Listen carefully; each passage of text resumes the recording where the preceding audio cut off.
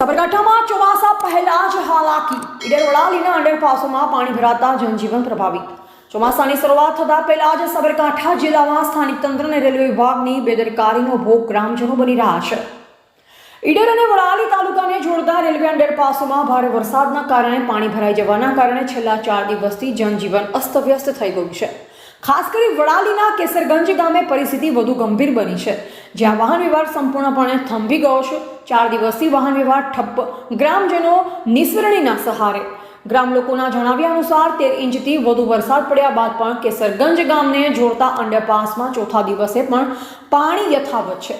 આ કારણે ગ્રામ લોકો તાલુકા મથકથી સંપૂર્ણપણે વિખૂટા પડી ગયા છે। વાહન વ્યવહાર બંધ હોવાથી લોકો હવે માત્ર પગપાળા જવર કરી શકે છે અને ગામમાં જવા માટે રેલવે ટ્રેક પર નિસરણીનો ઉપયોગ કરવા મજબૂર બન્યા છે। આ દ્રશ્ય તંત્રની નિષ્ક્રિયતાની ચાળી ખાય છે। ખેડૂતોને પશુપાલકો પરેશાન। તંત્ર સામે રોષ ભરાયેલ પાણીના કારણે માત્ર ગ્રામજનો જ નહીં પરંતુ પશુપાલકો અને ખેડૂતો પણ ભારે હાલાકી ભોગવી રહ્યા છે। दूध वेचवा के खेतीना काम अर्थे बहार जवुं ते माटे अशक्य बनी गयुं छे। स्थानिक रेलवे कॉन्ट्राक्टरनी बेदरकारीना कारणे परिस्थिति सर्जाई होवानो ग्राम लोको आरोप लगावी रह्या छे। 4 दिवसथी आखुं गाम तालुका मथकथी अलग पड्युं होवाथी ग्रामजनोमां भारे नाराजगी जोवा मळी छे।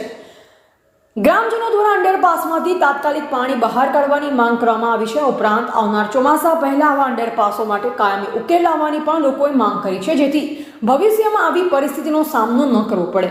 આટલા દિવસો વીતી ગયા હોવા છતાં સ્થાનિક તંત્ર અને રેલવે વિભાગ દ્વારા અત્યાર સુધી કોઈ જ નક્કર પગલાં ભરવામાં આવ્યા નથી, જે કારણે ગ્રામજનો તંત્રની કામગીરી સામે અત્યંત અસંતોષ વ્યક્ત કરી રહ્યા છે। શું તંત્ર ગ્રામજનોની આ હાલાકી ક્યારે દૂર કરશે તે જોઈ રહ્યું છે। એવા રાજકમલસિંહ પરમાર, ભારતની અસ્મિતા, સાબરકાંઠા।